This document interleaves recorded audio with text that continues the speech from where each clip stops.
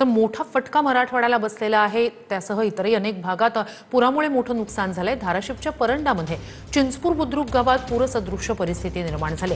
अनेक घरांमध्ये पाणी शिरलंय, लोकांना त्यामुळे स्थलांतरित करण्यात येत आहे। परंडा तालुक्यामधल्या चिंचपूर बुद्रुक या गावामध्ये रात्री पूरसदृश्य परिस्थिती निर्माण झालेली होती। आपण पाहतोय की जे पाणी सीना कोळेगावच्या पुढे दिशेने जात आहे, त्या आपण पाहतोय की ओढ्याच्या बाजूला असणाऱ्या घरांमध्ये पाणी जे आहे ते मोठ्या प्रमाणावरती शिरलेलं पाहायला मिळतंय। दोघे जण या ठिकाणी संसार करतात, मात्र हा संसार आपण पाहतोय की पावसानं थेट आता उघड्यावरती आलेला पाहायला मिळतोय। आजोबा वय काय आहे?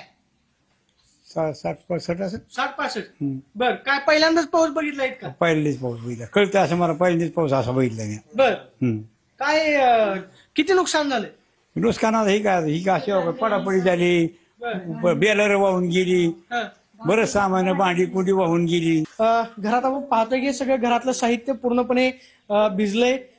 पाठीमागच्या बाजूला घरातली भिंत जी आहे ती सुद्धा पडलेली आहे। आपण पाहतोय की आजोबांच्या इथून चौकटीतून आतमध्ये जाण्याचा जर प्रयत्न केला तर घरातलं काहीच सगळं साहित्य राहिलेलं नाहीये। वयोवृद्धपणामध्ये डोळ्यातली जी स्वप्न आहे ते पाण्याबरोबर वाहून जाताना पाहायला मिळत आहेत। त्यामुळे हे संकट हे आजी आजोबांवरती जे उडवलेलं आहे, त्यांना या संकटातून लवकर बाहेर पडण्याची ताकद जी आहे ती लवकरात लवकर मिळो आणि आजी आजोबांना लवकरात लवकर मदत जी आहे ते राज्य शासनाकडून केली जाईल, हीच अपेक्षा आपण व्यक्त करूया।